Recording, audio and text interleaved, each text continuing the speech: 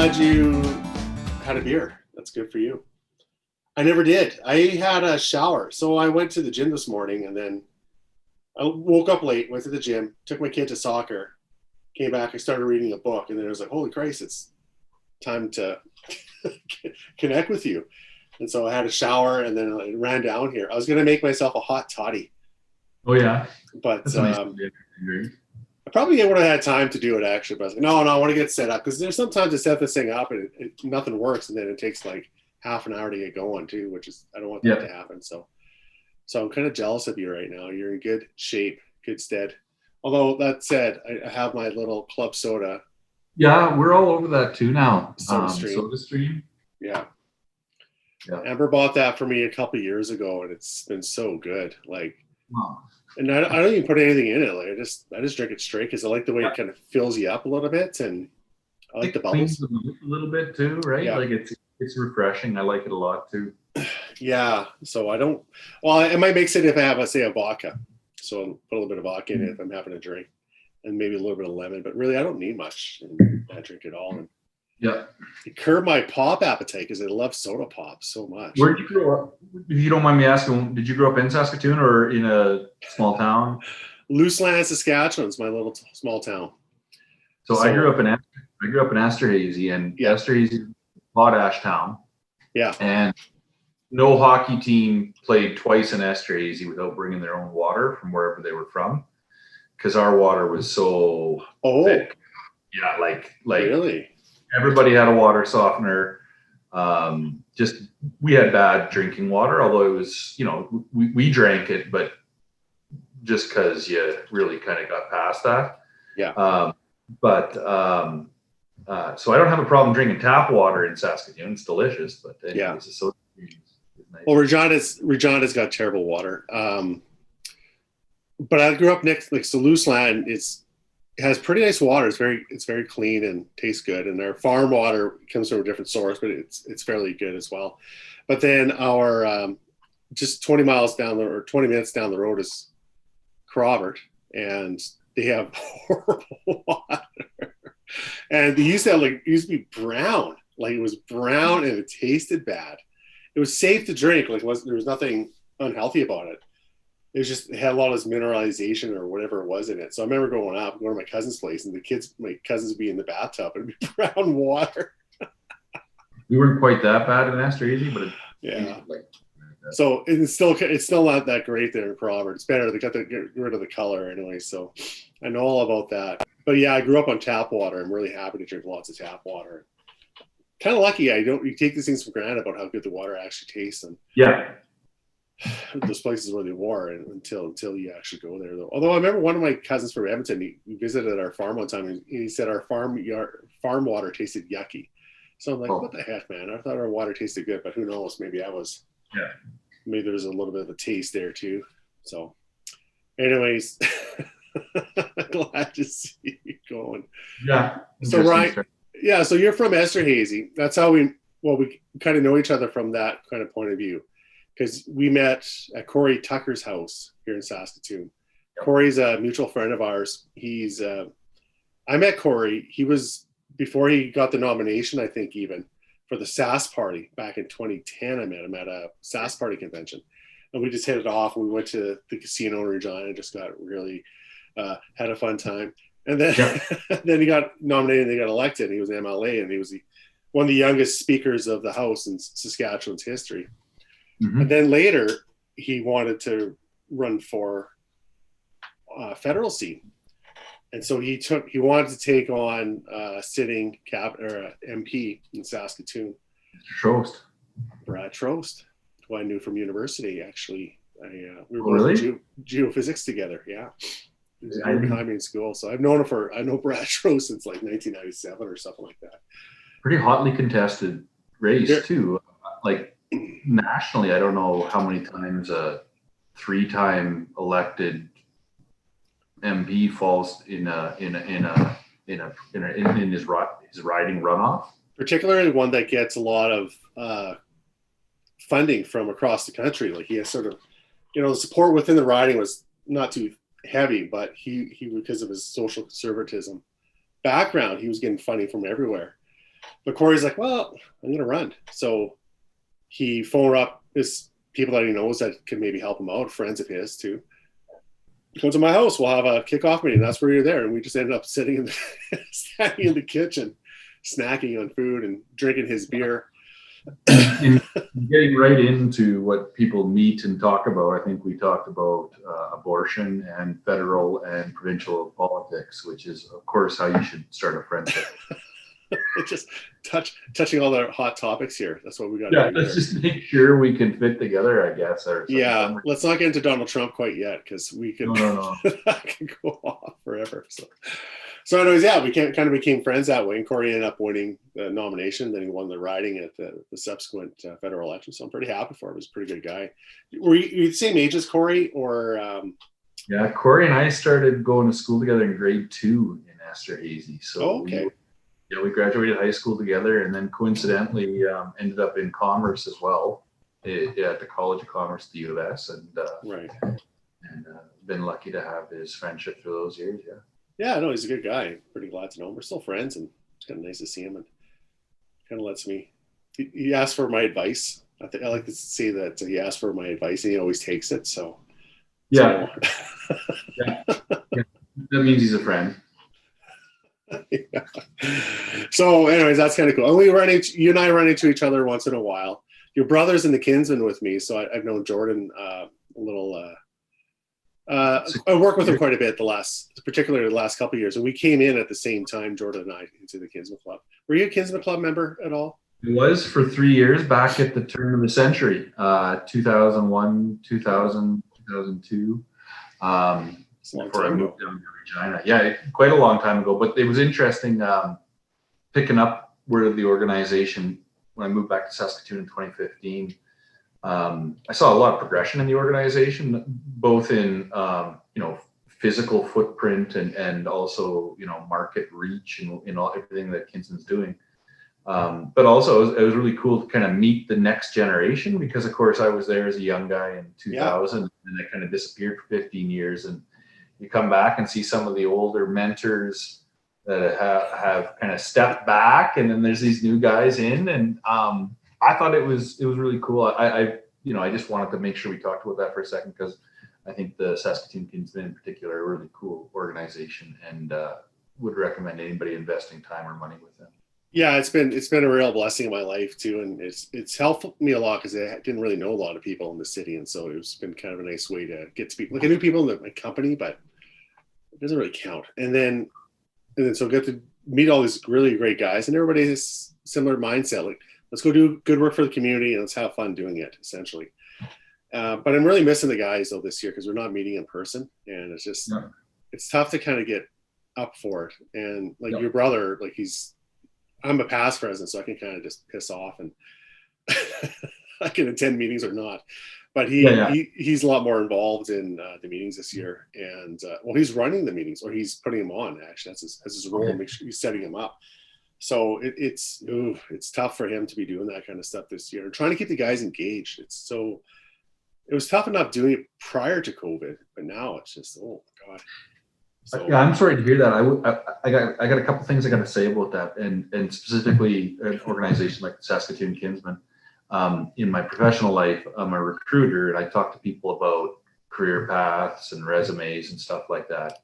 And I use the Saskatoon Kinsmen as a great example of, and you touched on this just a moment ago, if you're looking to kind of build your network in any place in your career, even if you're in your mid-20s and you're just starting out and figure it out, but definitely if you're in your 30s and you are in a place where you know where your career is and you want to build it, but networking and business development are kind of down the list and hard to do and very difficult, joining a service club like the Saskatoon Kinsmen or the POW City Kinsmen or the Elks Line, there's so many good organizations, the Rotary. It's scheduled networking. Show up with a good attitude. You'll grow your professional and personal network. I'm sure you've got more friends than you have professional network now from the Kinsmen. Yeah. But for me, that's my advice to everybody is find a way to give back, and then it'll give you back on the professional side too, really easy. Yeah, it's if you don't know where to start, it's a good way to do it, and you get to participate in projects with people, and again, you're having fun doing it. And then not only club members too, but through the club you meet other people as well too, like through our sports dinner or our lottery or those kind of things too. You're working with people from the community as well. Like I know like a lot of the guys in the local media now, just because of the work that I did last year. Like I know them on first name basis. They know people because they're well connected, and they recognize the fact that you're there doing a good job, and that means your heart's in the right place, and therefore they're going to give you a little bit more leeway than maybe they'll give somebody else. And yeah, my phone is full of numbers now, like that people can just pick up the phone and they know who I am. And if I need something, I can just make a request. Yeah. You want to meet a plumber that you can call on a Saturday? Join the Kinsmen and stick around for 6 months, and you'll meet a plumber you can call on a Saturday that'll come over. Scotty Faulkner, he did it. Like over and over, there's examples of that, right? Shout out to Scotty Faulkner at Innovative Heating and Cooling. He helped me out times. I'm not one of those guys that has a reading recommendation list, but I got something from the library a number of years ago called Bowling Alone. Oh yeah, and it's really it's based on statistics out of the States, but it is all about and of course they have all this data, membership in bowling clubs and dart clubs and broomball clubs and all these kinds of things. And of course, modern technology has changed our perception of how we network. Yeah. And like the devastating impact of like, we don't network like our grandparents did and not like our parents did. And, there's probably something missing there when you don't do that. And, we're going to talk about hockey and a couple other things here in a bit. And, I think that's a way to kind of overcome that barrier. Absolutely. I've never read that book, but I've heard I heard about it quite a bit, and the thesis behind it, and it seems pretty solid. And it speaks to a lot of what's going on in society today. Exactly it. So why do you think there's a lot of polarity out there? Why do you think people treat each other just so horribly online? Because people aren't out there reaching and talking to each other anymore. People that might disagree with each other. And bowling used to be like bowling teams and bowling leagues. You'd have to be with everybody in the community. It doesn't matter. And you could be like like a janitor somewhere, have some sort of blue collar job. And then it might be some sort of VP of a, small little company in your town, and, a local businessman over here.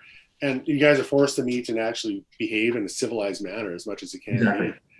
So we don't have that anymore. It's so dwindling because we kind of think our phones can replicate that. And there's advantages to having a phone. Like the world's knowledge is at your fingertips, but knowledge doesn't really help you, doesn't teach you how to interact with people. This is how you interact with people. You sit and talk to them, and then maybe it's try to participation piece too, though. That was one of the things I took away from that book. And they did a really good job of starting the conversation around kind of secular activities, but it definitely tracked religious activities because, of course, that tracked very similarly. Attendance at church and a variety of those metrics declined in a very similar manner. Very good. And kind of you can imagine your grandpa going to the bowling meeting twice a year, but also the church meeting twice a year, but also the school meeting twice a year. Your grandpa and grandma town hall meeting, they went to meetings and had conversations, and they did talk about some difficult things in person, and they learned how to do that. And then we've kind of since the 50s, 60s, 70s, that's fallen away, right? There's I'm not sure how many people are in their community association or in a service club, but the data suggests we're not there anywhere near where we used to. No, and you're right. Volunteering is just a great way to kind of get into that sort of thing too. So, like for me, service organization, well, you too as well. But then also coaching sports is another good way, and that's a good way to establish relationships. And I'm pretty sure more than I do because I have one kid that started. He's Adam age now. He's U11. Well, my other kid's playing soccer, so I'm trying to get to know those people, but it's very difficult now in time of COVID. But with the hockey thing, I've started meeting lots of really good friends who's, they're parents of my kids' teammates. In fact, in a lot of ways, I think I'm better friends with some of these parents than my kids are. I think as the kids get older, they develop those bonds more, but it happens.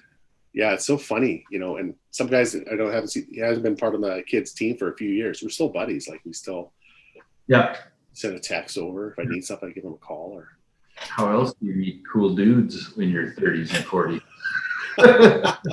Well, I could go to the bar and then I could be that pathetic guy at the bar. So I could do that. I don't know if there's cool dudes at the bar anymore. Maybe No, there are. I think there ever was. Yeah. I think segueing to coaching, I wanted to just kind of talk about, I remember being a 5 and 6 year old growing up in Esterhazy.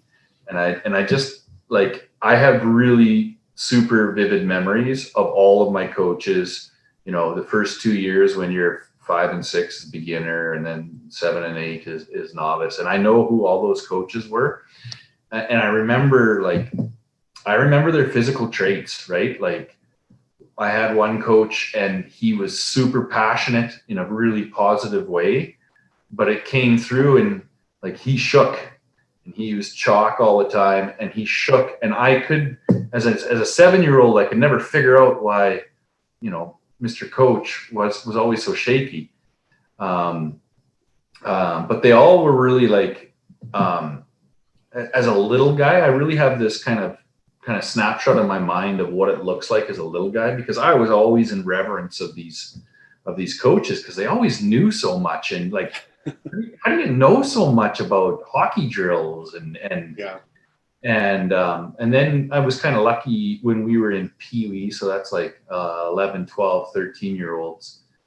We got our first non-parent coach. Oh, okay. And yeah, when you get your first non-parent coach, when it's not, Brad's dad, yeah, it's a whole different game. And that first game is credibility. Well, why is she here, right?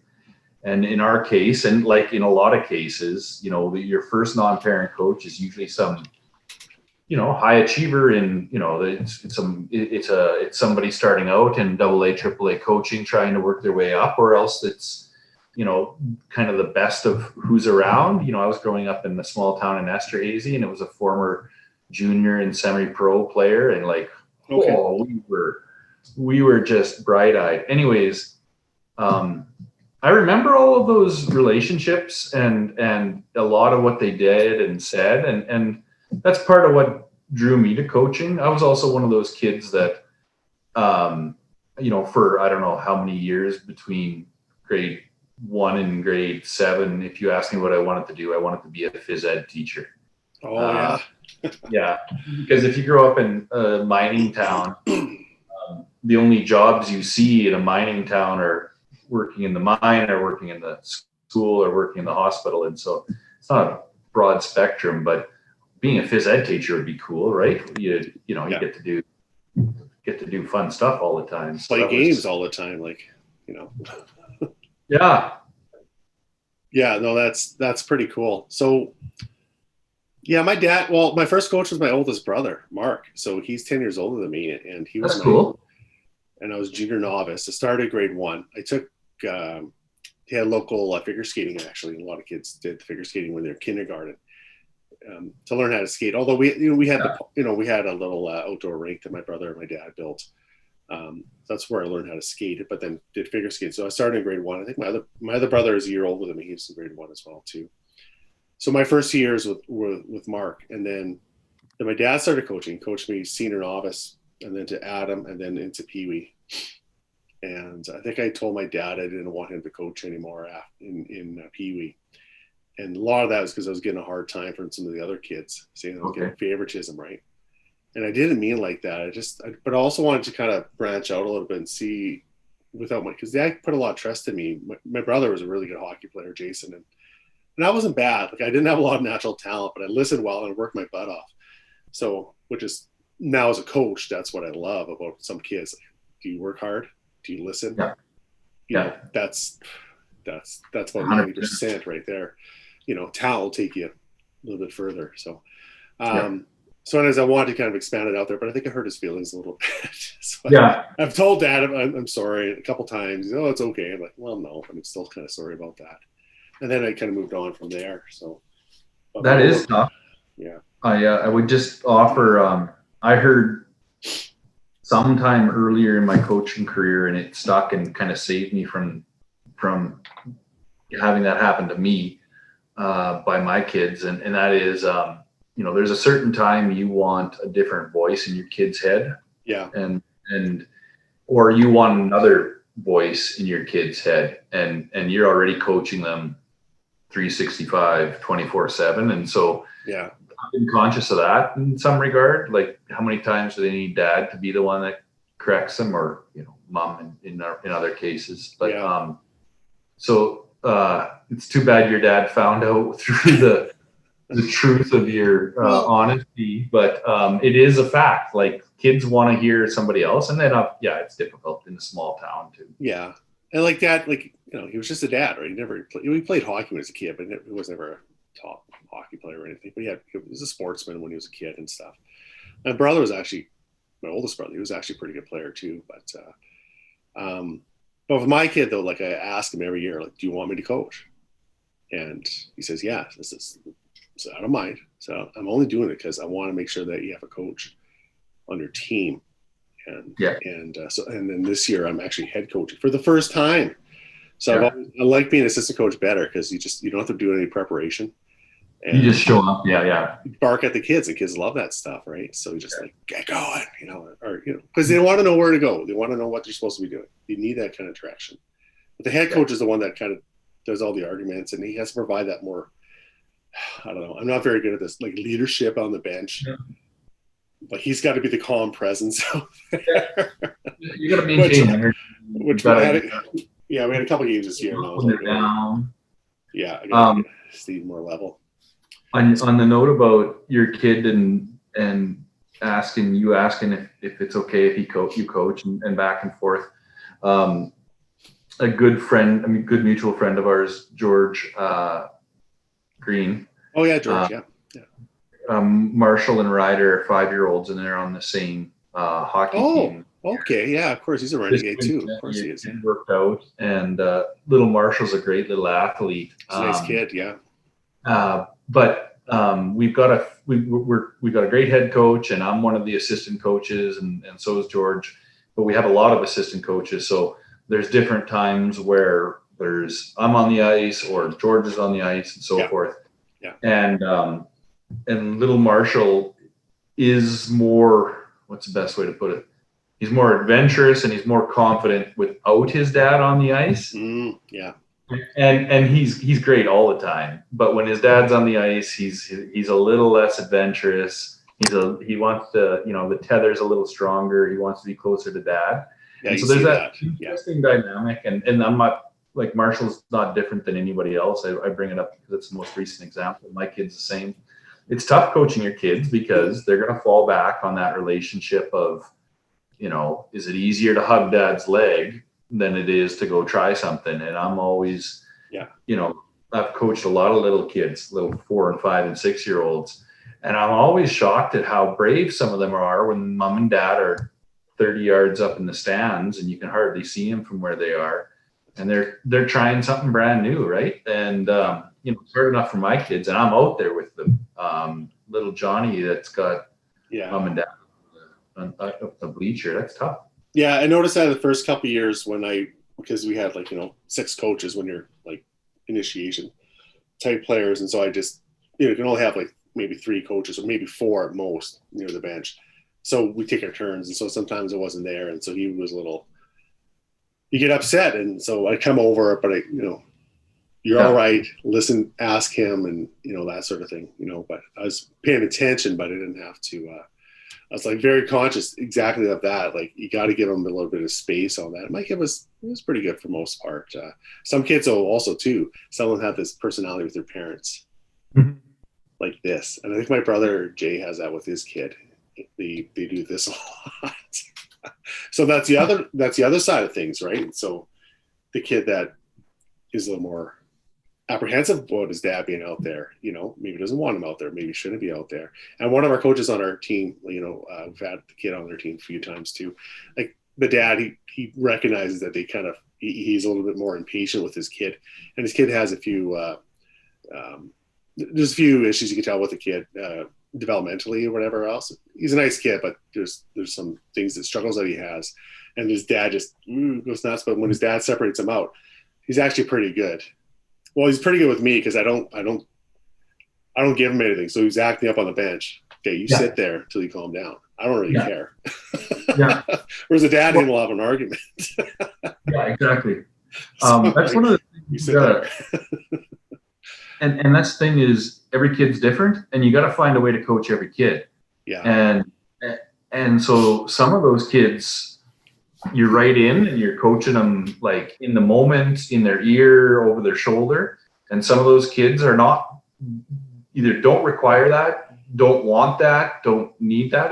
That's the fine line, is figuring that out. And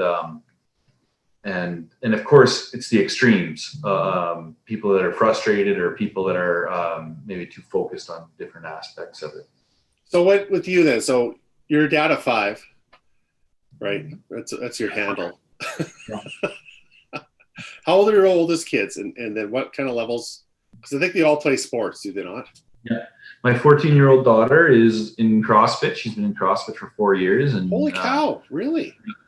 Yeah, and she does a lot of weightlifting, and I think she's going to transition from CrossFit to weightlifting, but that's kind of her decision at her time. And well, CrossFit kind of prepares you for anything, right? So yeah, and great confidence builder. Talk about knowing you're strong, doing what they do, and that's awesome.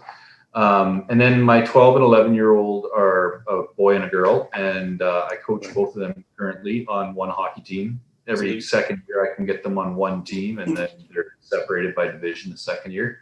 Oh, okay, right. Yeah, that's weird. So that's super convenient when you have 5.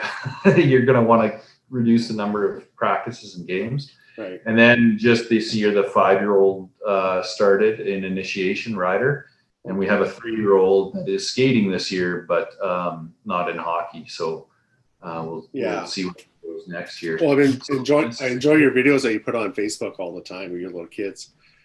Well, that little guy, he's raring to go, man. Like he's. Yeah, and that's the easiest age to see the incrementality. Yeah. And it's also like literally every child, and that's the coolest thing about coaching is, especially if, like you talk about initiation, or now it's called under 7. Yeah. You get 10 5-year-olds. They go from barely able to skate to scoring goals and doing turns and stick handles in the first 6 months. And that incrementality is so cool, both in skill and strength, but finally confidence. And that's the big one for me, is, being part of that journey on that confidence with them. And it's a lot of, it's a lot of coddling in some ways, but it's, they're little athletes, and that rink is big when you're 5 years old. Holy, yeah. It's a strange environment. Yeah. Well, okay, with that then, because you coached in now time of COVID here, so now you have maximum 8 kids on the ice. And by the way, we're pretty lucky here in Saskatchewan compared to some places where they don't have any sports at all on right now. So the way we have it here at this point is you're allowed a maximum of 8 kids plus 2 coaches on the ice. And then we're doing, like, I think you're probably the same, 35-minute shifts, I think, for at the rink. So basically what we're doing, we have 12 kids. So we split them up to groups of 4. So every two practices, or every 3 practices, you get to do a full 70 minutes. Yeah. Otherwise, you're doing 35, and then through the app, you see somebody that's not there, then a kid can maybe stay on for the full 70 minutes if they want to do it. So you're probably the same boat as me there. So those little kids, the ice is pretty big, especially when there's only 8 of you guys on there. I want to talk, just one thing I was going to bring up.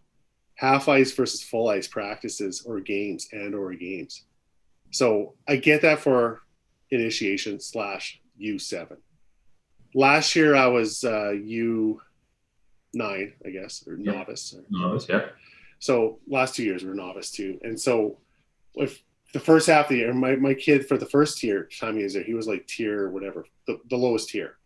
Yeah. And so we were the only tier that got put back into half ice practices and all the games, and all the other kids got full ice games. And then we moved to full ice games for the second half of the year. And I love the full ice much better than the half ice. Well, this is why, because I think the kids, they felt like energellers. That's why. That was the difference. They know it's huge, but they have a lot of energy and they're zipping around. Yeah. Like for U7, it's different because it's like half the kids can't skate anyways, and this can take forever to get the puck down the ice. I saw. So I'm a little bit different than you on that, and I got convinced when I saw a USA hockey video, and off the top of my head, I think it's like USA hockey, small area games or half ice now. And there's two aspects to the video that are just jaw dropping. Number one, they literally had statisticians, and they took, it might have been 4-on-4, and they turned it into thirds ice. Okay, sure, yeah. But they dropped it down to small area games, so half ice or to the blue line to blue line to goal line, and the data on kids touching the puck was astronomical versus full ice, and then especially, and it's like what's the 80-20 rule? It was the 80-20 rule. 20% of the kids touch the puck 80% of the time, and what drove that, and so small area games means everybody touches the puck more, which means you get more chances to interact and practice. Yeah. So you can't fight frequency. You shoot 100 pucks a day, you're gonna get a better shot. But then the flip of that is also they cleared a lake. And I saw that too. Yeah. Yeah, they scaled a 3-foot initiation player to a 6-foot senior player, and so the 200-foot ice went to 400 foot, and the hockey net, which is 4 feet tall, went to 8 feet tall, and 6 feet wide went to 12 feet wide. Yeah. And it just gave adults the impression of what's it like to skate around when you're essentially 6. And it's goofy, right? Because it's bigger than a soccer net, and it's bigger than a football field. Yeah. And how do you play hockey in that? And so, the culmination of those 2 points is, if you don't do small area games, the kids that can skate get all the, the positive aspects of the system. They're definitely going to score the goals, because if you can skate better than everybody else, you're going to cover that large distance better. But then you also end up at a higher tier with better coaching and more. But they're going to do that anyways. Yeah, but the thing is, hockey's 3 different skills. Hockey's stick handling, shooting, and skating. And so if you don't shrink the ice, you don't drive that development of those first. No, I know, but it becomes a schmozzle in there. That was always my issue. So kids are just like slapping the pucks around like that, and it's not just puck shooting, passing, and that sort of thing too. Hockey is also about knowing where to go and teaching kids where to go and getting themselves open, and also good defensive play. That's another thing about trying to teach my kids the hockey, because no matter what, you get 10 kids on the ice. 12 kids on the ice. One guy has the puck. So it's always like that, right? And you're always going to have like sort of this imbalance. And so I get like for sort of novice area type stuff too. And the other part I really bugged me about this whole large, huge ice thing as well. For one thing, like it doesn't take into account the kids have a lot more energy. Kids act and behave differently too. And it gives them actually more time to be able to make decisions. Whereas when you're growing up, it gets a little kind of, you're smarter because you're more experienced in the game. You're making decisions faster anyways. Whereas for little kids, maybe give them a bit of a chance to grab the puck, know where they're going. But again, like for U7, there's no reason for it. And then U9 was kind of borderline with it too. So and small ice practices are different. I think you should always have small ice practices until you even get to Pee-wee. Yeah, and that's a really good point. Is we can draw this debate at the practice level, because the last point I'd throw out as just as a consideration for a parent who pays fees for 3 hockey players is, when you split the ice in half, it's half the cost. Okay, fair enough, but I wasn't paying any different fees, and those kids are higher tiers than I was. So yeah, fair. Which also pissed me off. Yeah, no, that's a good. It does bring the cost down, but it should have been distributed to the people that deserved it. This is my other issue I get telling it to. If it's so much better, why are they making the kids at the higher tiers have full ice and making the kids who are lower tiers? Well, it's not that anywhere. It's not that anymore though. No, it's not. It's God, I true. was so mad. Yeah, no, yeah, and I'm with you. I don't agree with that at all either. That was not to rule that out. You know, I got to be honest. Interesting debate. It's a very interesting. Yeah, no, debate. it is. What won me also on the small area games and the half ice was minor hockey is not for profit, and it's mostly staffed by volunteers. All like 99%, like the coaches, the managers, the staff of the zones that you're in, it's volunteers. My oldest daughter was in synchronized swimming, and I was sitting watching that for a number of hours. And the contrast to me was like, oh my God. So synchronized swimming is not for profit. It's for profit. Each club has their own designation, profit, not for profit, and the coaches are all paid. Yeah. Pretty well too. And so I would watch 5 or 6 teams around the deck with only one team in the water, and the other 5 or 6 teams kind of like listening to their headphones, doing stretches and stuff like that. And in my head, I'm thinking, get 3 more in the water. Like they should be working on, like we rented the pool, we didn't rent the deck. Let's get in the water, figure out how we get 4 synchro teams. Anyways, for me, the mindset was like not for profit, take the resource, fully utilize it. Yeah. And also the accessibility to people from registration fees. If you spread that out, right? Like not everybody can afford $800. And if you can get that down to 500, I think that's important an important consideration, especially with the data on, you know, the touches of the puck and the learning those skills. Yeah. That's an interesting point there. Yeah, no, for sure. I know you want to maximize that resource. So only so many rinks that are out there. There's only so many swimming pools that are out there too. And then, you know, I would say kind of the natural progression on that is, and of course, COVID has driven a ton of this, and it's really positive. There's been a lot of people built backyard rinks, and backyard rinks are obviously going to be smaller than a hockey rink. You'll see those kids. They're going to improve their stick handling and shooting skills because that's all they can really do. You can just, you know, you skate 12 feet, you turn around, you shoot on the net. We're going to see that play out in backyards across the province here. Well, I'm at that age where kids are starting to raise the puck, right? And you saw a little bit in, say, novice or whatever, but not a lot. Now you're starting to see it. There's like 3 or 4 kids now. We brought one of those targets that hang out. Sounds like a bell, right? Yeah.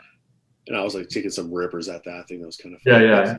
They love that. But yeah, so that was our goalie, right? He had to hit the bell that's sort of hanging in the middle of the net. Some of those kids were pretty close on that thing. And there's one kid who kept ringing him off the crossbar. I don't think he ever hit the bell, but I was like, holy cow, I don't want to stand behind the net behind this guy. We're at that stage now where the kids are doing it. And those are the kids that are out there at the rinks. My kids haven't been out there quite as much. We've gone since New Year's. We started to go more because the weather's been really nice, and so we go to the local community rink. And my other guy who doesn't play hockey, he can barely skate, but he loves being on the ice. So he and I just sort of hang out. He wants to be out there a little bit more because he likes to hang out with me a little bit. So and we're seeing that too. We just spent the afternoon at public skating here. Our outdoor rink is just across the street. It's right across the street. In Saskatoon is no sticks and no pucks. Okay. And so it's not hockey. Obviously, it's not shinny. Yeah. And I make sure that we throw out. I'm part of our community association, and so I make sure we throw out 6 soccer balls every public skating because you can kick that around and have any kind of game you want with it. Yeah, it's fun. It's good for balance, right? That's totally. Yeah. Kids love it. They end up playing soccer in about 3 seconds after they discover it. Yeah. You don't have to teach kids how to have games. They'll figure out a game. No. It's nice to bring games to kids, but you know they can figure it out on their own. They always do. It's so funny. Yeah. Kids are like little game machines. You were asking about coaching in COVID times, and you know, one of the things I wanted to talk about is and you know, I think we've all been thinking about this from schooling and a whole bunch of other things as we've been dealing with this pandemic. But for me, it's always been a consistent thing as a coach, is, you know, that vibe in the dressing room. And I don't know. And this totally comes back to me being a kid, and I could feel like, I don't know if I'm any different than average, but I could always feel that vibe. Yeah, and the easiest one to describe it for anybody listening is like when somebody's late and they show up and they drag their kid into the dressing room and they're frustrated, and they just dealt with traffic and work and 100 other things. You can just feel that, right? Like you can feel that tension. And 5 and 6 year olds are like, in my experience, they soak that up more than others. And so I usually start off every hockey season with that conversation with the parents on, like, our hockey dressing room is about athletes building skill and confidence. Like, once you get through that door, positive vibes, because it's scary enough going into a room with 10 people you don't know and a bunch of parents and a new coach. And hockey rink's kind of scary when you're a little feller, 40 pounds. And so really trying to set that attitude. And that, it comes from the parents, because of course those parents are the ones dealing with traffic and 100, waivers and everything else. Yeah. Masks. And do we have the masks to get in the building? And like, everybody's stressed, and we just got to set that aside, because this is the chance for the kids to sweat and kind of try some things. And, my mantra is build skill, build strength, build confidence. And it's so tough to do. And, and I've been that guy where you're late and you're just twitching, right? And your kid's not paying attention. You're trying to put on their skates. And so the reason I wanted to touch on that is 8 kids, 2 coaches on a full ice. Even when you got little kids, or I also coach under 13. Yeah, I've been bringing a Bluetooth speaker and rocking the 80s. Oh yeah, because you got to set some kind of vibe. It's a tomb in there. Otherwise, there's no parents watching. There's only 8 skaters. And, for the little guys, I got some Star Wars Cantina and a little bit of, all that kind of stuff. The Hockey Night theme and stuff like that.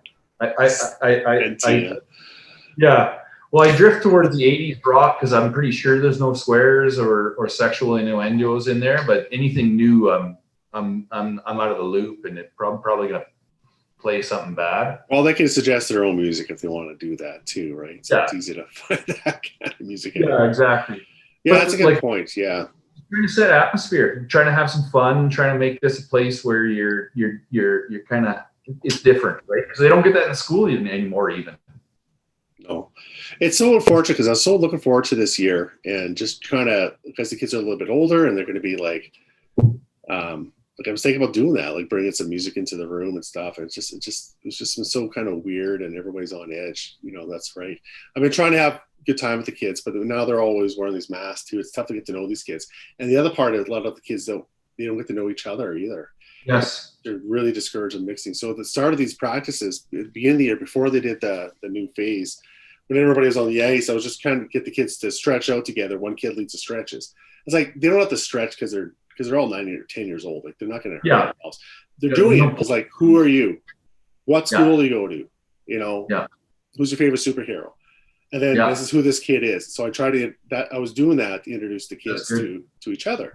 But then now we have 8 and 8, and then we only have 35-minute times, and your time is short. So you don't really want to waste time doing that. You want to get the kids up and playing. And our focus has also changed a little bit, because it used to be focusing on skills development, strength and conditioning, confidence, and love of the game. And now it's like skills development. We're not doing so much conditioning anymore, because the kids are just, the masks are soaked, because they wear masks now, soaked. And it's like they're not having fun with that kind of stuff. So we do a little bit of that, a lot of skating, like skills skating and puck handling, that kind of stuff. And then we get into games. I'm not supposed to play games. I'm playing games anyways. Because at this point, my goal is to get those kids that want to come back next year. That's it. That's my goal at this point for these kids, especially because they're kind of lower level again this year too. Totally. 3 kids that never played hockey before in their team. Yeah. That's kind of weird too. I was going to mention that as well. It's kind of funny, because like when you're a novice, it takes a while for these kids to learn. And every year we've had some kids that never played before. Yeah. Almost every year on my team. but it's kind of better now because there's 3 kids that never really played very much before, but they're already catching up because they're bigger and stronger. They don't need that sort of leeway time. I'm surprised how fast it takes for them to sort of catch up. And all I want to do is get those kids to play next year. That's all I really want them to do at this point. They're amazing. Like they'll strength and that incrementality. There's like that's not reserved for talented kids. Yeah. Every kid has that capability. I've never coached higher than tier 2, which is like B hockey. Yeah. So I'm not coaching A and AA, and that's what keeps me coming back as a coach. Is there's a emotional high in seeing like and I'm sorry to be blunt. They walk in and they're a 4, and they walk out at the end of the season and they're a 6 or a 7, and that's a huge. That's 50% growth. Or 100% growth, depending on how you want to look at it, I guess. Yeah. And it literally happens, and it doesn't always happen if you don't have a good coaching team around them, and the home situation is super important too.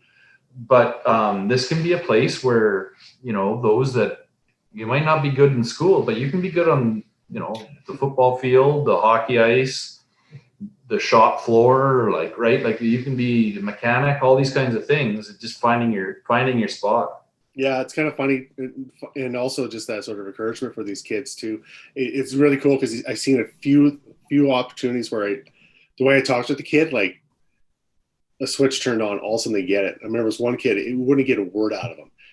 Quiet, huge introverted kid, and his dad's a nice guy, big introvert. His mom's like a huge extrovert. She was hilarious, but this kid, and he was very, very tentative.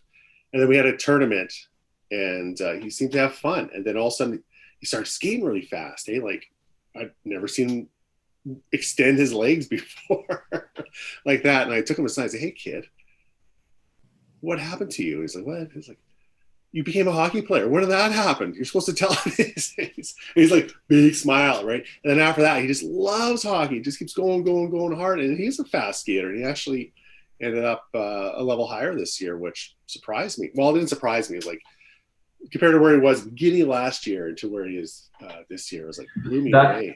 But it's just that switch got turned on. That reminds me of a story, and I think it's super important from a parenting perspective or a coaching perspective or just any of those mentoring aspects. I was coaching a young gentleman.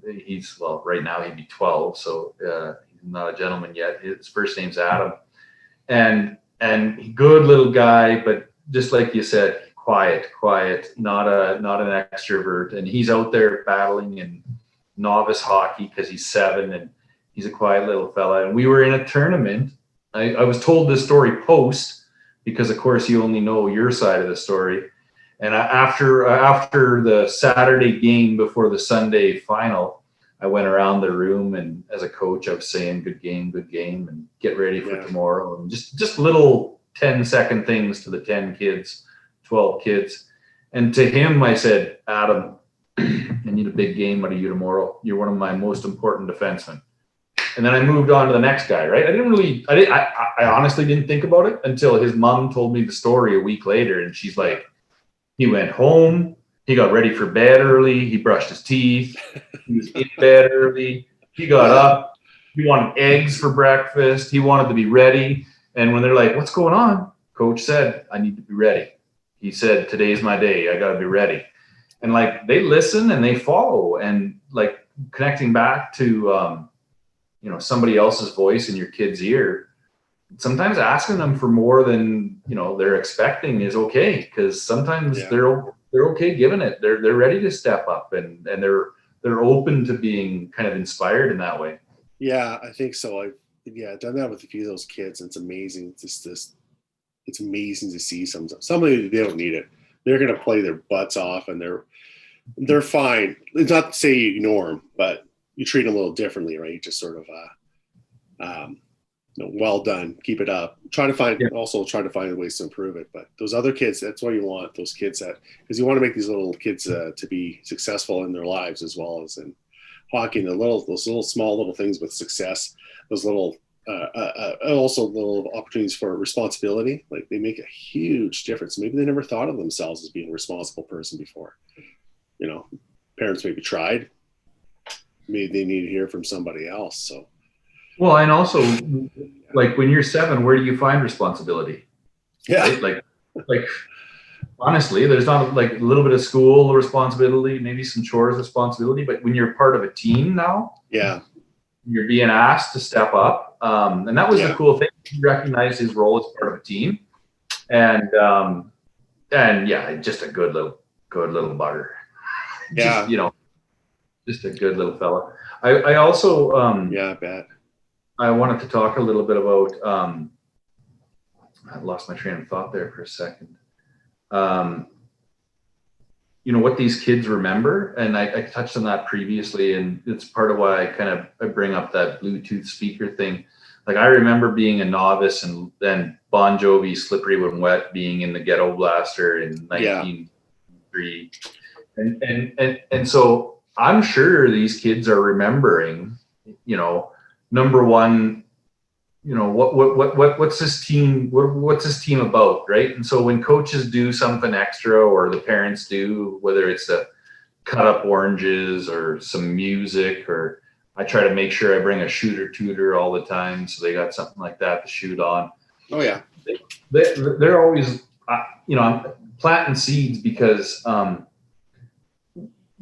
one of the things they teach you in the coaching modules from Hockey Canada when you become a coach is this long-term, what do they call it? Long-term athlete development module, something like that. Yeah. Something like that. And so Hockey Canada's stated goal now, which I think is super important to talk about because it matches what I like to talk about from a coaching perspective, is, you know, we're not here to produce NHL players. We're here to produce long-term athletes. And participating in an organized sport in your 20s, 30s, and 40s increases your mental health. You know, it increases your physical health. It decreases all these kinds of systemic diseases and cancers. And, you know, the one for me that I'm crystal clear on is that mental health aspect, right? Like if you're not part of a team as a kid, and you get to be 20 and 30 and you're not part of a team there, or you don't have a great work environment, like where are you getting anything else from? You know, in the reality of my situation, I don't play with my younger brothers. Two of my younger brothers have a rec hockey team, and there's 15 great guys that they play with once or twice a week. I'd love to be able to do it, but I coach hockey too much. Yeah. But the point is, that's good for them. That's so good for their social and mental health and their physical health and everybody on that team. That's what I hope for everybody I coach, is they not only play until they're 18, but they play until their 20s and 30s. Yeah. And when it's right for them, maybe they coach as well. Well, you're on the ice. Yeah, that's the same. Like if you're not playing rec hockey, you're doing rec hockey. You're just coaching it. That's the difference. So, yeah. Yeah, no, it's exactly it. I played rec hockey for a while. My knees just gave out on me. I couldn't do it anymore. I couldn't turn without my knees giving away. So I just had to stop doing it. So I hadn't played for probably 10 years before I started coaching again. And maybe on the ice, maybe half a dozen times between then. And then, but now I feel so much more comfortable on the ice.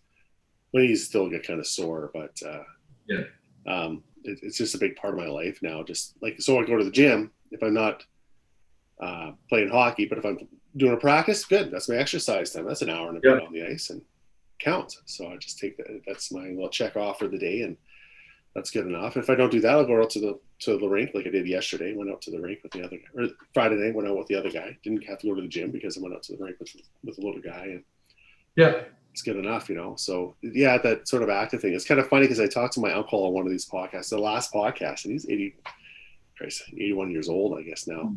And he coached his son hockey, and then he continued to coach for years. And then he also played slow pitch, like right until he's like, I don't know, 55, 60 years old or something like that, or even beyond that. And 55. And then he played in the old guys league, you know. And the guy's like, you know, he's lived a hell of a life too. And he's got issues with he's fought cancer off twice. Like the guy's amazing, but he's still with it. Like he's still sharp. Like, like having a conversation with him. Like his voice is getting a lot more faltered. You know, he's looking old, but he's still with it. And I think participating in sports like that, huge contribution, I believe, right, for your mental health and sort of your mental dexterity. It's there's got to be something to it.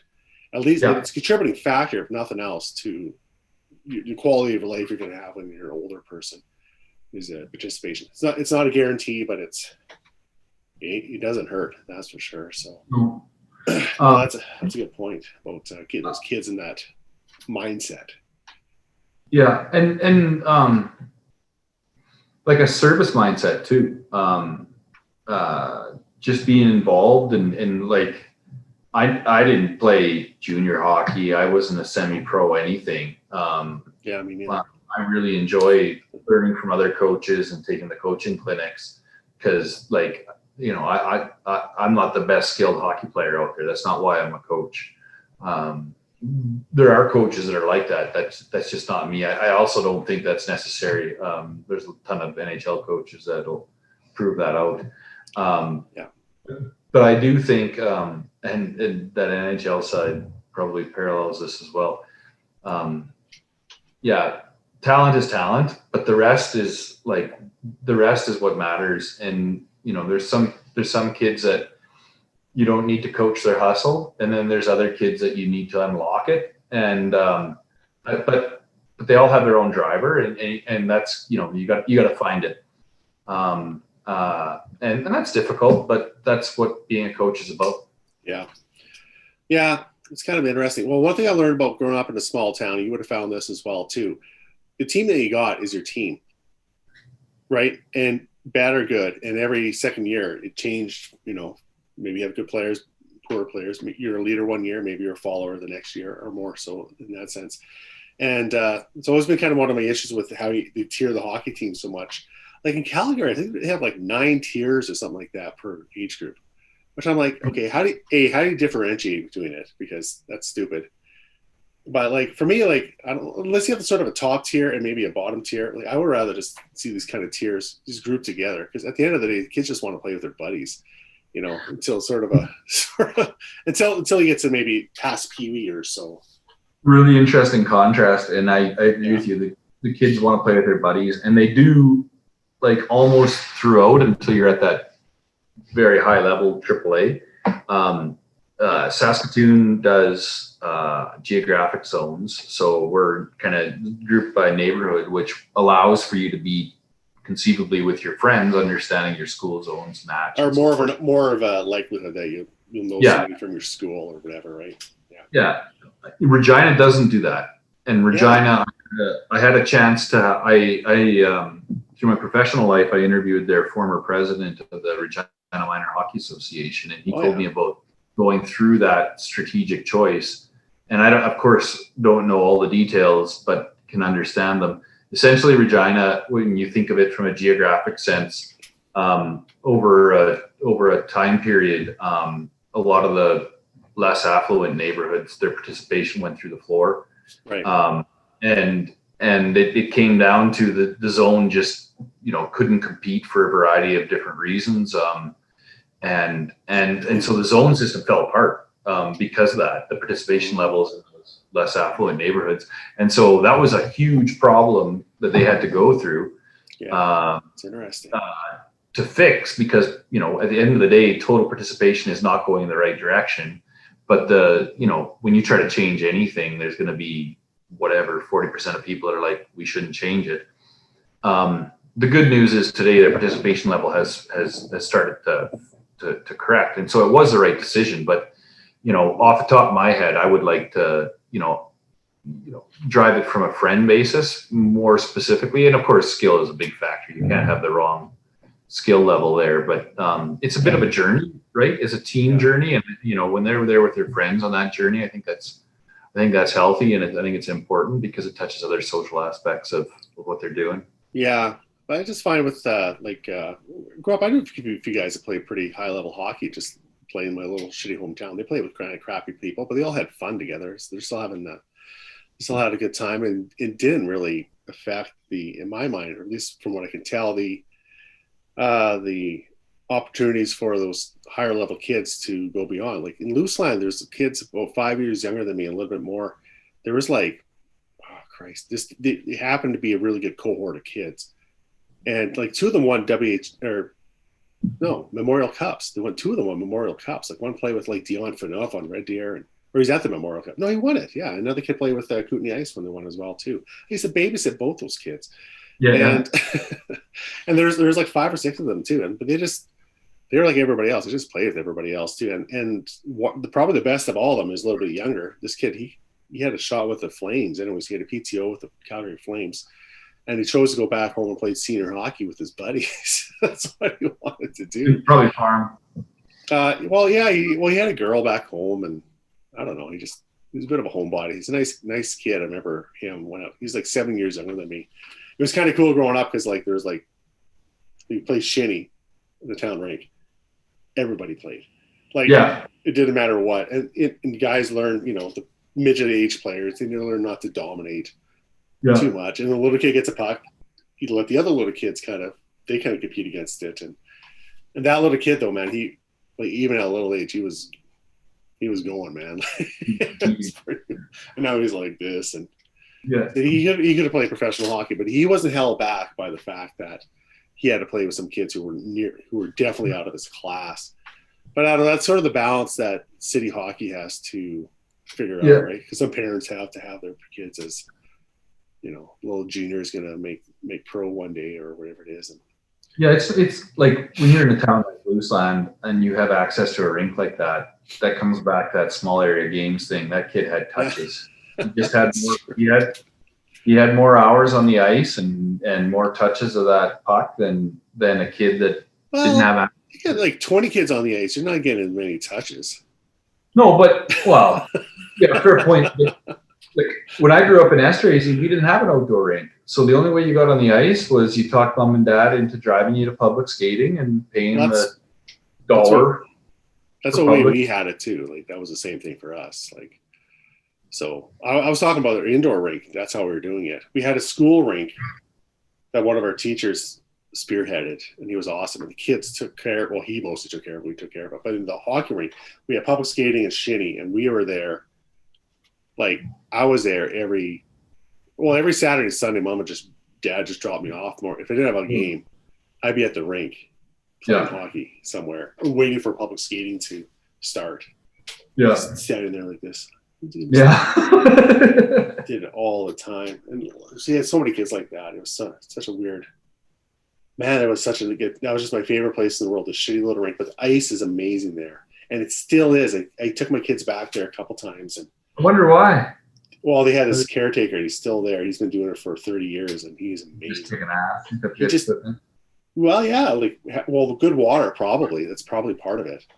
And then he just maintained it properly. And it's a smaller ice surface. It's kind of like more like Rutherford Rink used to be here in Saskatoon, smaller ice surface, but it was fast. Like I remember even getting back on because I went to Notre Dame, and that ice was like just beat up to hell because they had 13 teams playing at that time. Yeah, they were practicing every hour. It was going from 7 in the morning till 11 o'clock at night every night, and pretty big beefy kids on the ice too, ripping it up, including a junior team.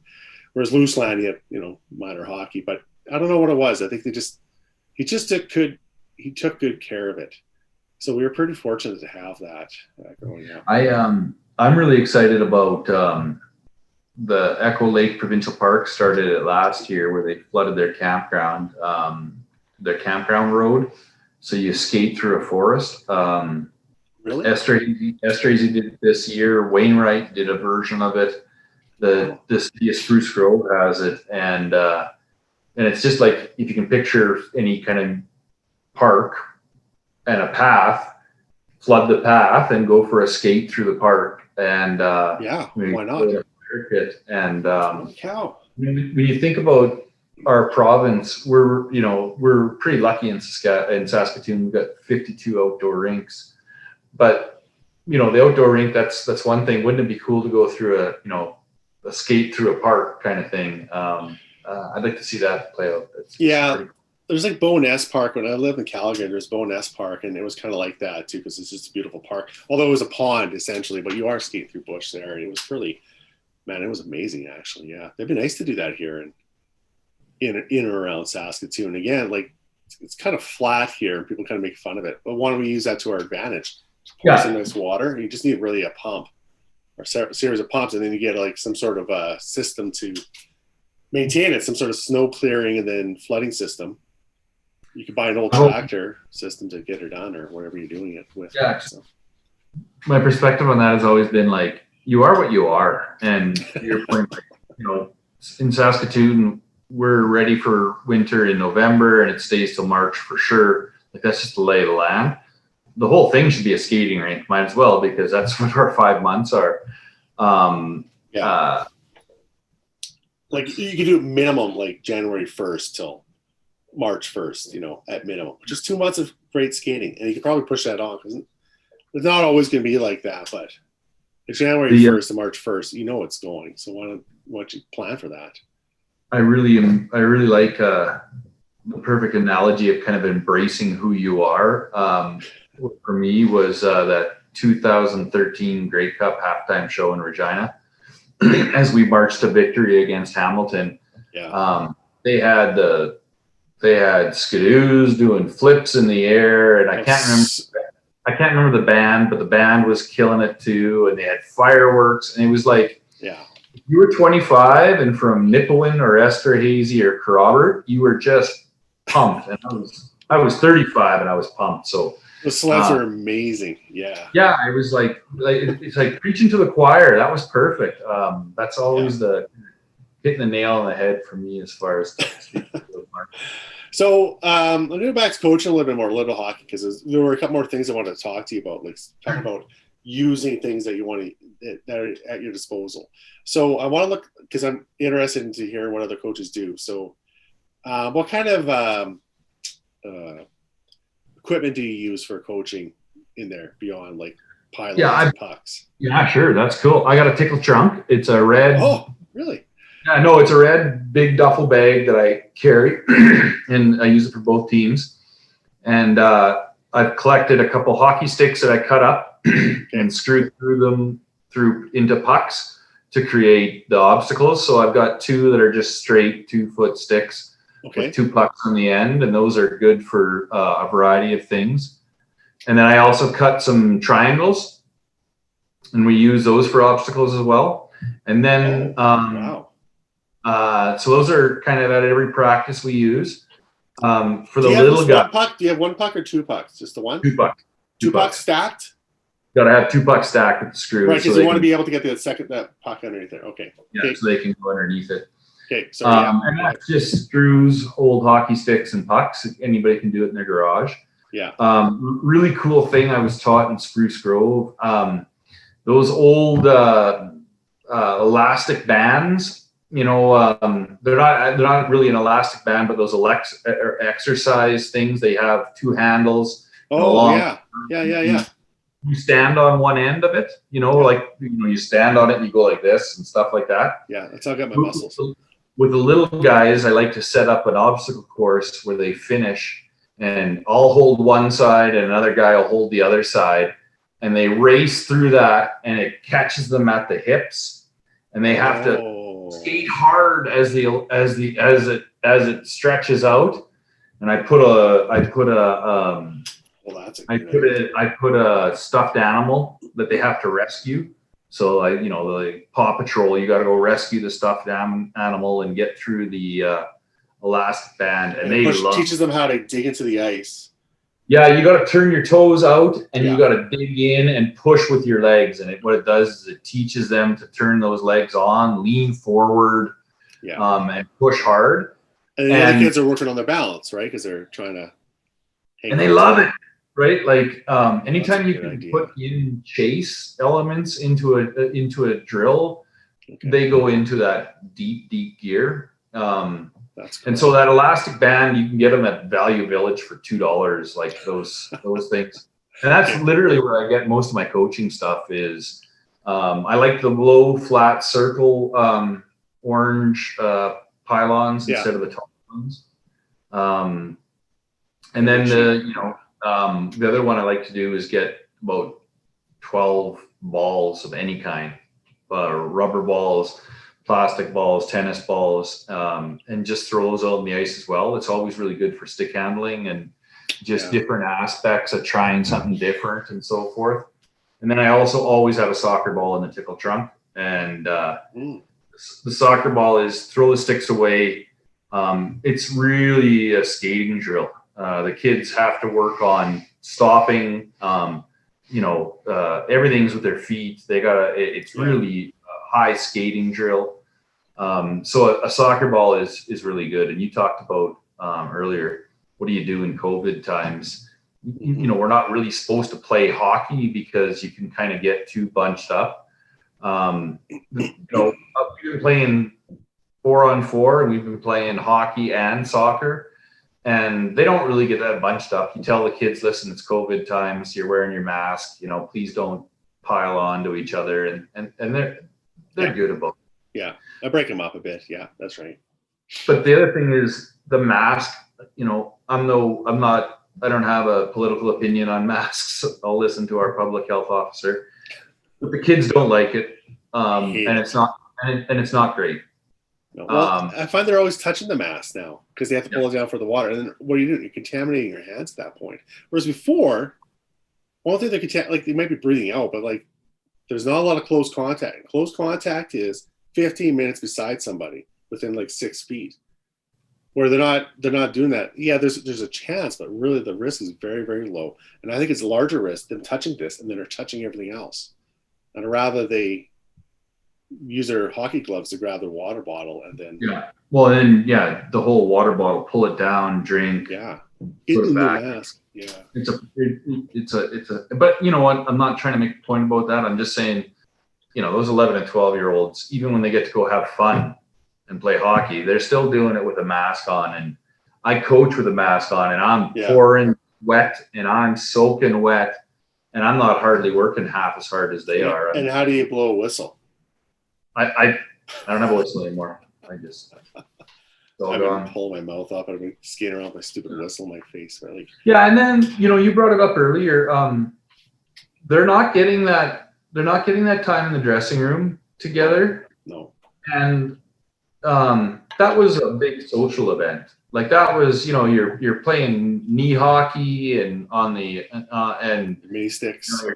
And they can't even lean over to the next kid and say, "Do you play Fortnite?" Because they're seating 3 meters apart, and they're in and out. They can only show up and they're all dressed. Yeah, more or less, right?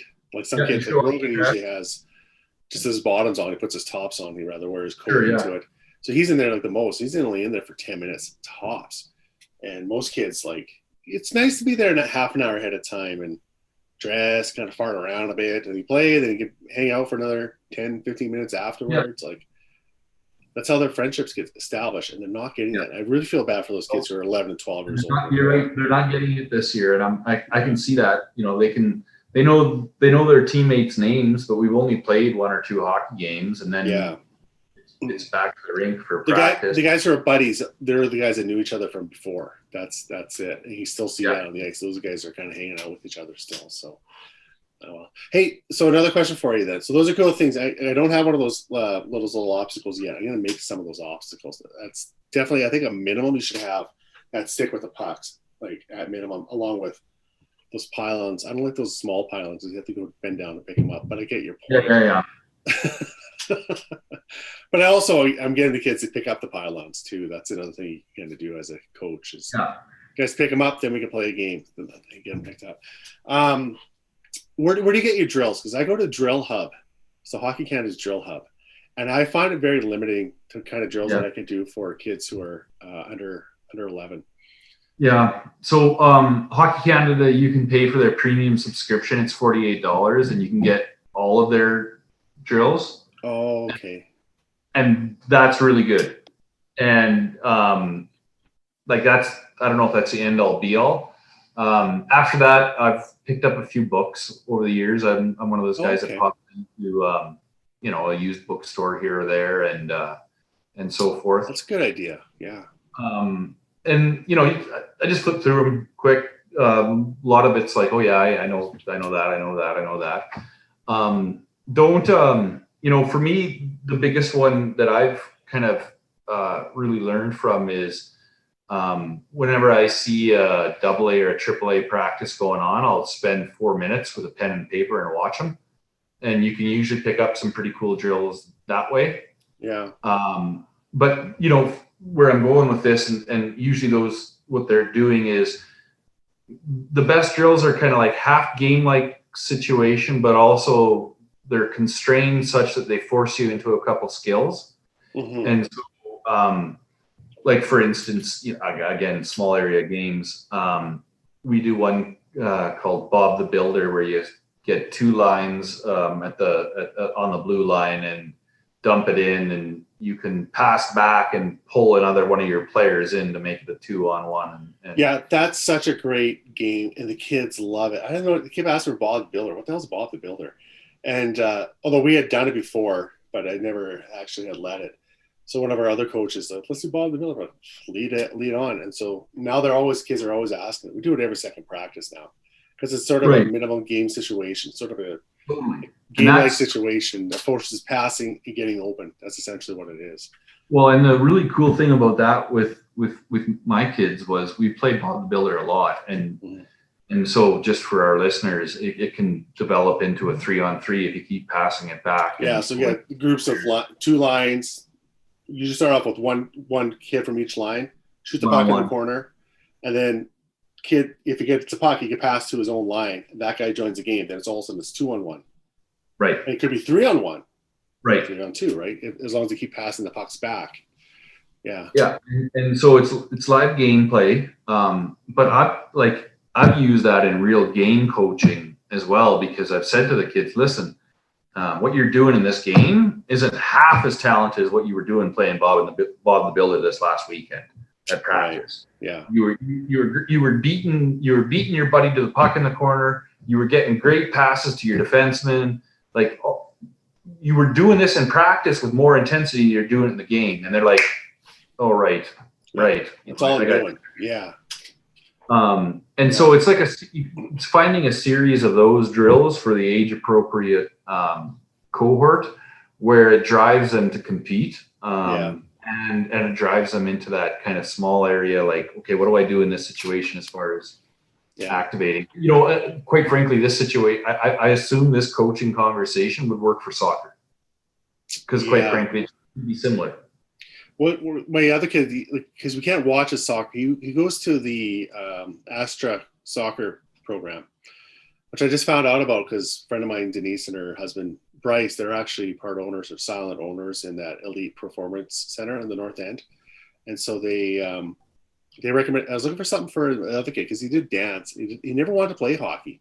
He likes hockey. He enjoys he enjoys playing it downstairs, and he likes skating. He just didn't ever want to play hockey, which I'm fine with. Like, he wants to be his own man, which is kind of cool. So I got him into this other group, and it's a club, right? So they do have those professional coaches rather than volunteer coaches, which is good because otherwise I'm coaching them soccer, which ain't good for anybody. Yeah. But they're doing really cool drills, and it sucks because you can't watch it. No spectators allowed in there, which really sucks. But they did one drill. It's like foosball, essentially, is what it is. They have lines set up, and then there's 2 goals, and then there's a player in one zone, and then there's a player in the next zone that's trying to score this way. So it's essentially 4 different groups or zones, and they can only pass between zones. So you can't check anybody, but you have to pass to somebody. So I'm trying to incorporate that into a rink, into a game too. So I'm going to get some of that. Either bingo dabbers or some sort of paint I can put in there. Yeah. That disappears right away. It's a good tool to have too. That's a good one to make. And then you can actually draw a few lines. Okay, and maybe do it between the blue lines and the boards where it'll be the ends. Set up a couple goals. You want 2 goals because you want to be able to have a chance at scoring, and then have the kids kind of compete that way. And then it's a passing game, and it keeps them separated, as they're supposed to do. So that was kind of a new drill that I learned from my kid telling me about how he played soccer. He even drew it out. Yeah, I like that. Something different. The other weird one is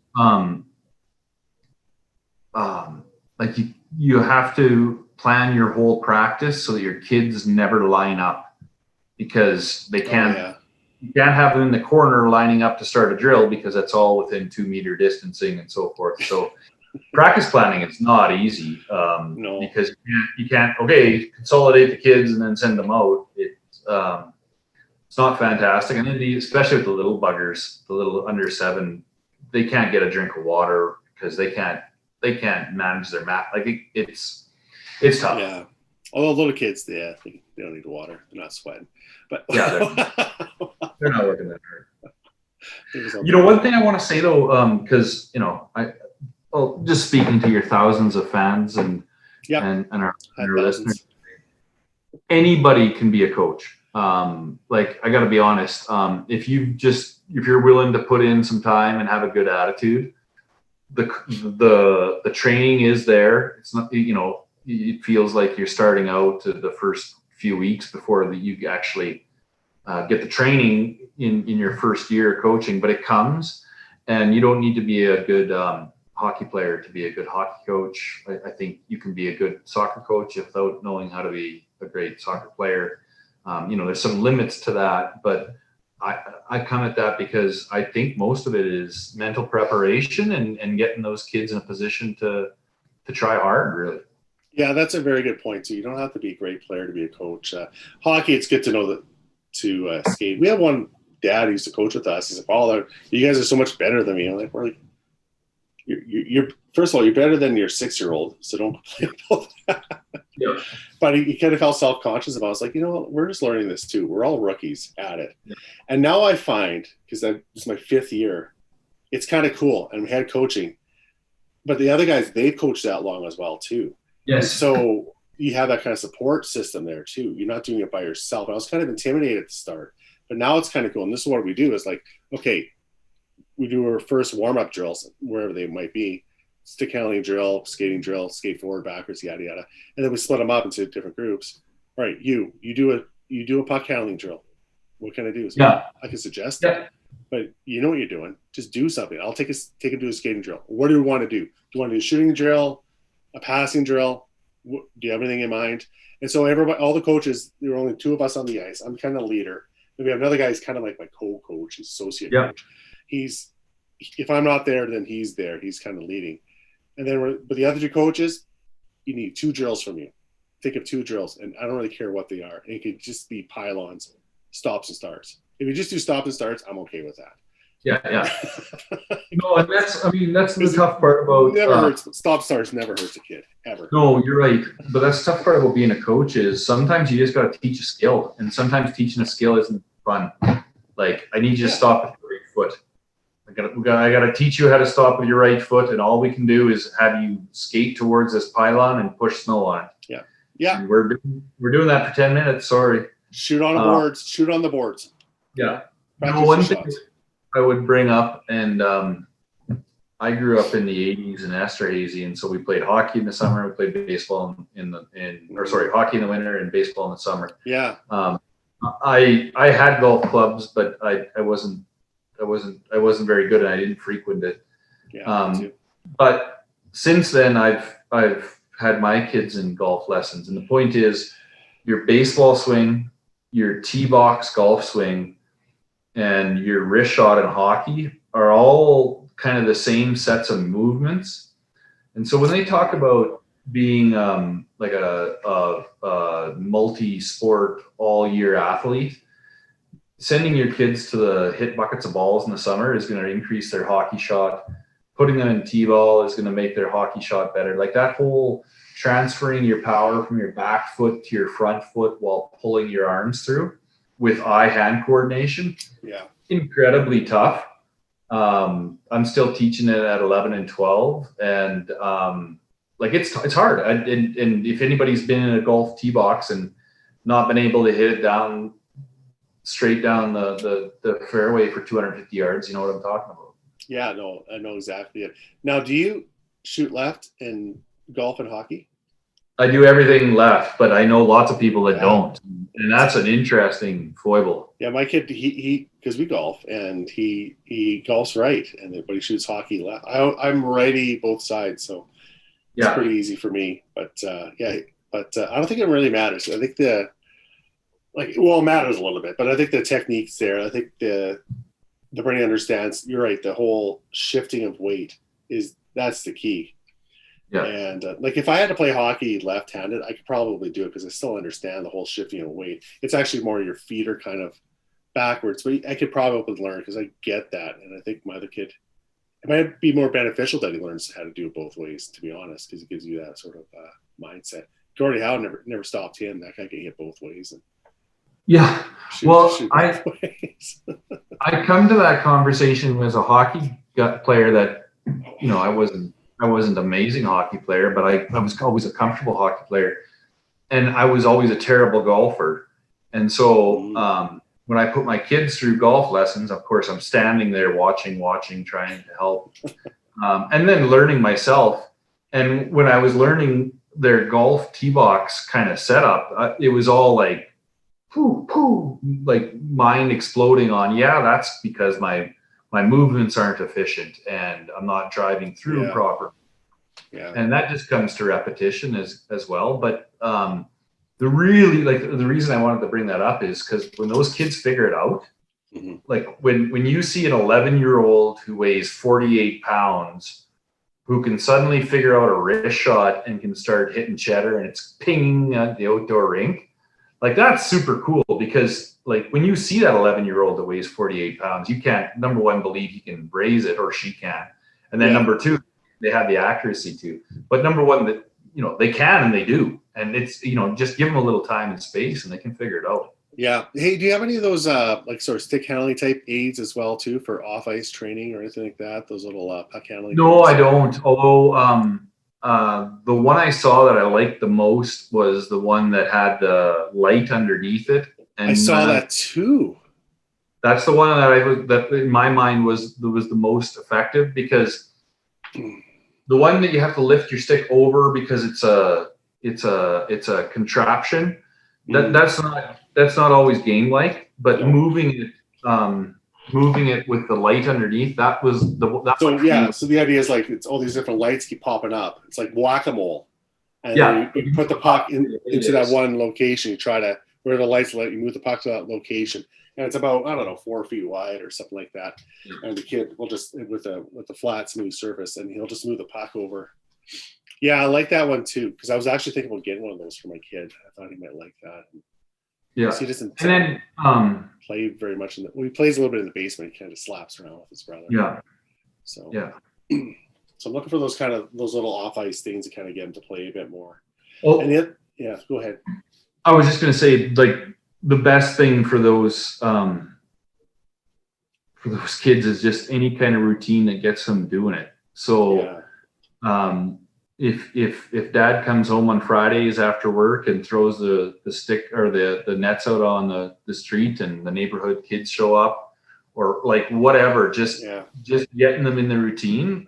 That's like my 3-year-old, we're getting him skating this year, and it's a lot of work because you spend more time getting him ready than the time he spends on the ice, because as soon as he's done and he's tired and crying, we get him off the ice, because I don't want it to turn into the rink as a place where you cry. It's like we go, we have fun. If we're done, we're done. Fine. Yeah. So you can't have it turn into that negative situation. It's got to be a place where they have fun and then move on. Yeah. I don't think I ever cried on the ice. Or if I cried, it's because I lost or something like that. But I split my chin open once. Yeah. Man, I love playing hockey when I was a kid. And one thing I got to do for my kids, is teach them they still don't know how to tie their skates. No. And that was something I learned by the time I was 7. I could tie my own skates. And it's interesting you bring that up, because I had a learning. My daughter that plays hockey is 11 now, and she's in her first year of under 13. Yeah. But this is her 3rd year of tying her skates herself, which is really early, because I've got boys in my under 13 team this year that still can't tie their skates themselves. Really? Hey? Yeah. And last year I was coaching with an assistant coach who I respect a lot, and I said to him, I'm going to tell these kids it's time they learn to tie their skates, because they were asking us and their parents to come in, and I said to him, hey, my daughter's and she can tie her skates. And he's like, well, the thing you got to remember is nowadays, and you talked about tying your skates when you were 7. Yeah. Skates are completely different construction now. They're way harder. The plastic involved in them are like a 7-year-old could tie felt and leather when we were 7, but skates aren't made of felt and leather anymore. That's not a bad point. Yeah. They're made of carbon fiber and plastic, and there's almost no felt in it anymore. And so there's a scale there that changed that you and I have to adjust for because it's not the same skate. Well, fair enough. Yeah, I always thought it was just the fact that kids don't tie shoelaces anymore. So I thought that was it. But that's a very good point, though, that skates have changed that much. They're much more protective.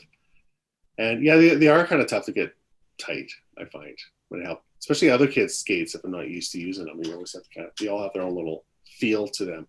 So if I'm helping another kid out, it's kind of tough, and that sort of thing too. Although weight skates are and that's suggesting this, but like for pro players, I saw a thing about Connor McDavid and skates, and in top players, because these skates are so well constructed and they fit their feet so well. They say like with a guy like Connor McDavid, he doesn't have to even tie his skates because they fit so well, and really? They're so well balanced. These guys are they're so strong in the leg that you don't really even have to tie the skates. Skates are just sort of keeping them on their feet. But when they're little kids, especially with most parents, if you're like me, you're buying used skates or you're getting dropped for you. I'm sure you're doing hand-me-downs with your kids, at least some of their equipment anyways. It's a little more difficult to get that fitted feel for those skates that are supposed to stay on. But a properly fitted skate, you shouldn't need to tie it at all. Yeah. like you should, but to keep your balance for general skating, it should fit just perfectly. So that's kind of the way they're going, but I don't think you're going to see that at minor hockey level. Junior level, maybe pro level. Yeah. It was interesting though. And how they don't even do the top lace anymore, right? They actually used to be, you do the top lace, you tape up like all this. Nowadays, you don't do that. The whole idea is to give yourself more flexibility. So you're leaning forward a lot more at these kids because you're supposed to use your leg strength to keep your balance rather than tie it up. I see some parents that just tape up their kids' skates. I'm like, well, he has weak ankles. I'm like, well, why do you think he has weak ankles? Because he's skating around like this the whole time. Yeah, screw it. That's not good people. Well, I don't know what else we can talk about. What people want to know. So I'm good.